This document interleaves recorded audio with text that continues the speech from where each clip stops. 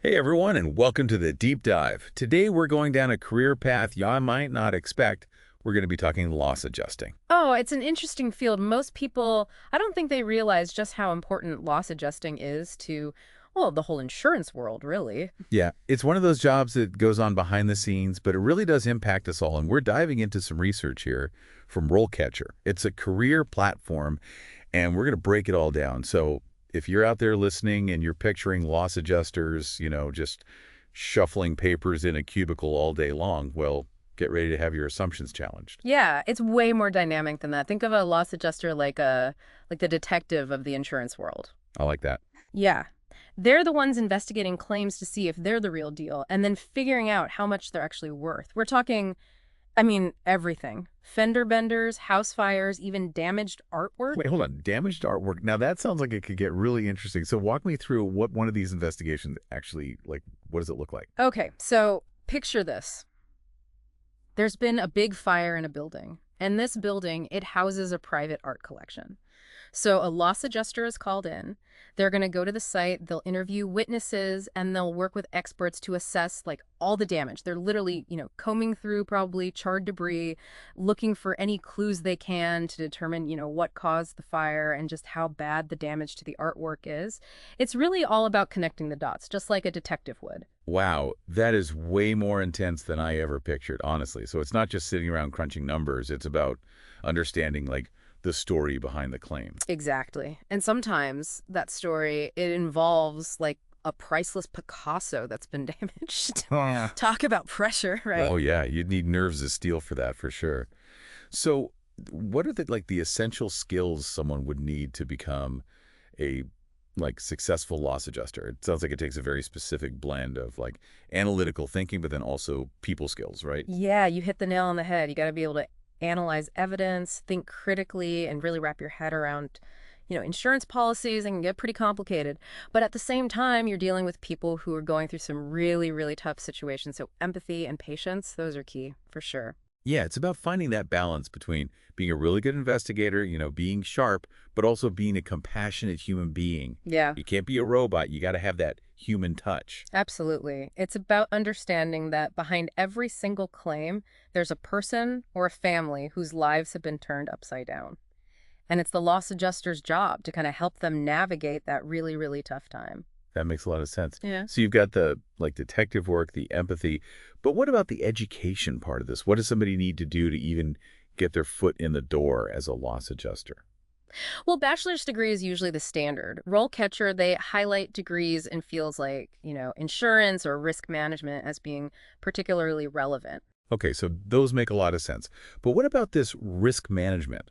I think for some people listening, that might not be a term they're familiar with. So can you break that down a little bit? Sure. Risk management, it's basically it's the process of figuring out, assessing, and then controlling any potential losses. And since insurance, it's all about mitigating risk, it makes sense that it's a good fit for, aspiring loss adjusters. So understanding how businesses and individuals are protecting themselves from financial loss is really, really important in this field. Exactly. And it's not just about knowing the theory, you have to apply it, apply that knowledge to these real life situations, which kind of brings us back to those analytical and investigative skills that we were talking about. It's like the difference between reading about how an engine works Yeah. and then actually getting under the hood and taking it apart. That's a great analogy.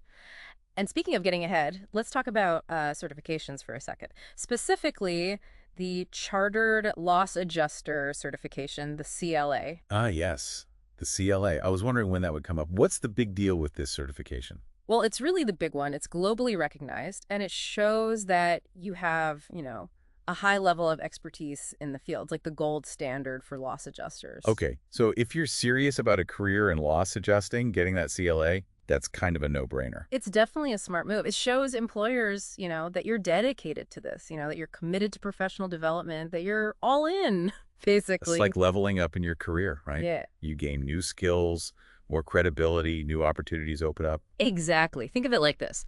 Would you want a surgeon operating on you who, hasn't earned their board certification? That's a scary thought.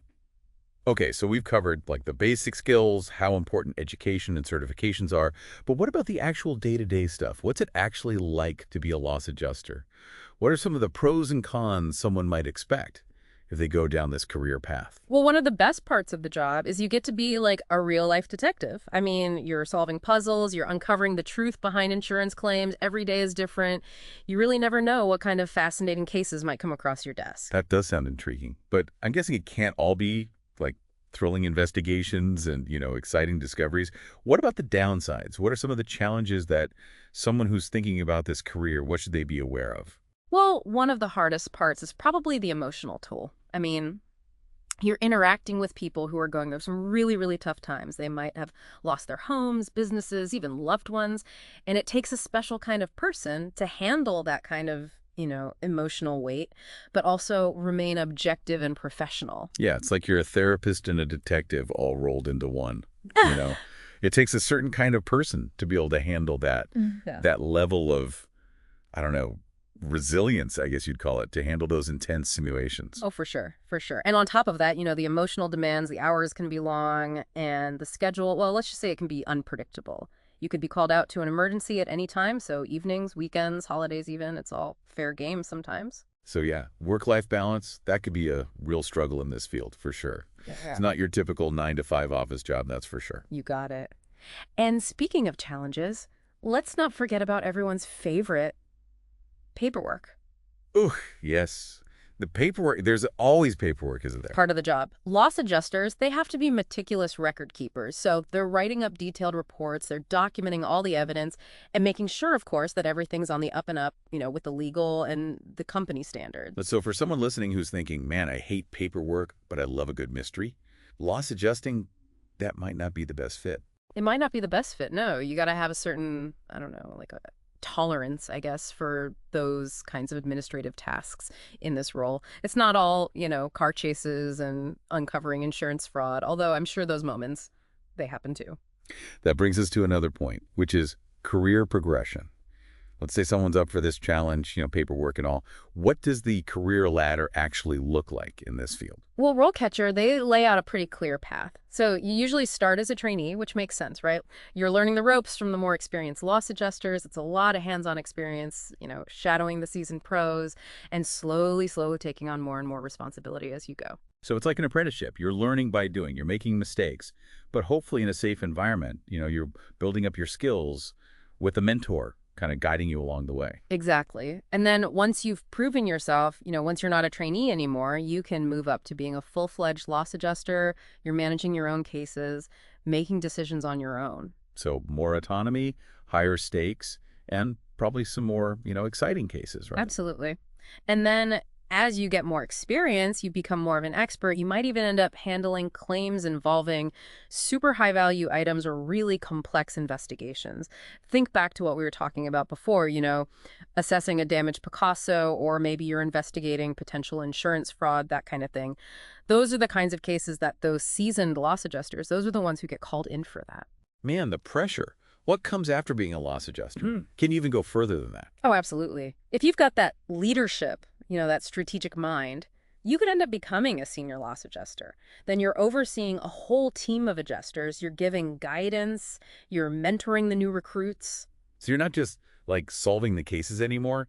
You're actually shaping the future, like the next generation of loss adjusters coming up. That's a really good way to put it. And you might be handling, some of the more complex claims, the ones involving, like we said, the really high value items, tons of property damage, or even like those potential fraudulent activities. And then for those who, they like to climb that corporate ladder, it could even lead to becoming a loss adjuster manager.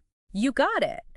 So at that level, you're running the whole show, the entire loss adjusting department. You're setting goals, managing budgets, making sure everyone's following all the rules, all the industry regulations. Wow, that is a high impact role. Yeah. You're like the captain of the ship, navigating the sometimes choppy waters of the insurance industry, making sure everything runs smoothly.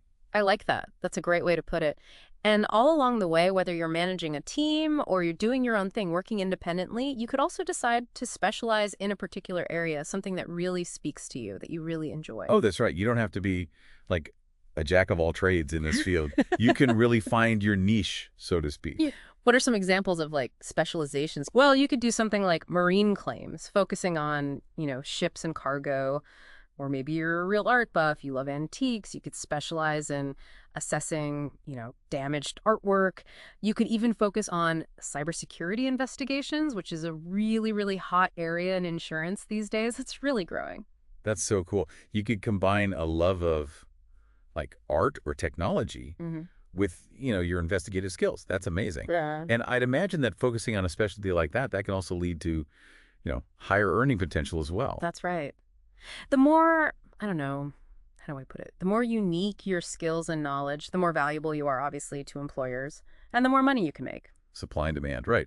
The more specialized you are, well, there's not as many people who can do what you do, so you're in high demand. Exactly. And because the insurance industry, I mean, it's huge, right? And it's always changing. There's always a need for good loss adjusters, which also usually means pretty decent job security. So, okay, got job security, possible advancement, even a chance to be like, I don't know, a high-stakes art detective. That's pretty good.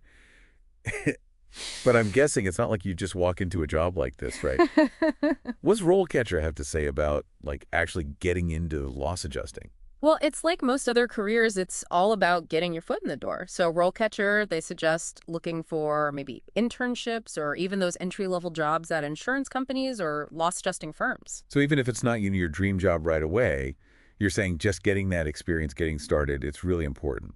Yeah, exactly. It's all about, building up that resume, making those connections, networking. And while you're doing that, while you're getting that hands-on experience, it's a good time to, start working on those certifications like we talked about, like the CLA. Yeah, because like we said before, those certifications, they can really, really give you a leg up, especially when the job market's really competitive. Yeah. It just shows employers that you're serious, that you're committed to, your professional development, that kind of thing. It says, I'm not just here for the paycheck. I'm here to learn and grow. That's a great way to put it. Yeah. So, okay, for someone listening who is thinking, this all sounds amazing, where do I even start? What would you tell them? What's one piece of advice you'd give? I'd say if you're really interested in this, if it speaks to you, don't be afraid to reach out to people who are already doing this, who are loss adjusters. Networking is so important. It's all about making those connections, learning from the people who are already out there doing it. Exactly. Connect with loss adjusters on LinkedIn. See if there are any industry events you can go to, even just informational interviews. Those can be so helpful. Yeah, just to get a feel for like what it's actually like day to day and see if it's really a good fit, for your personality, for what you're interested in. Exactly. And remember, being a loss adjuster, it's a career where you can make a real difference in people's lives. You get to use your brain, solve these puzzles, these complex problems, and you have the chance to really keep learning and growing. And it's a dynamic industry. There's always something new. Yeah, it's a career that really does require, your head and your heart. It's that intellectual curiosity, but it's also that empathy and Yeah. wanting to make things right. Yeah. That commitment to fairness. And who knows, you might just discover a passion for like insurance claims, the whole world of investigations. You just never know what amazing cases are out there waiting. That is a perfect note to end on. Thanks so much for joining us today on this deep dive into like whole world of loss adjusting. This has been really cool. We hope you found it helpful, insightful, all that good stuff. And for everyone listening, remember, stay curious, keep learning, and we will see you on the next deep dive.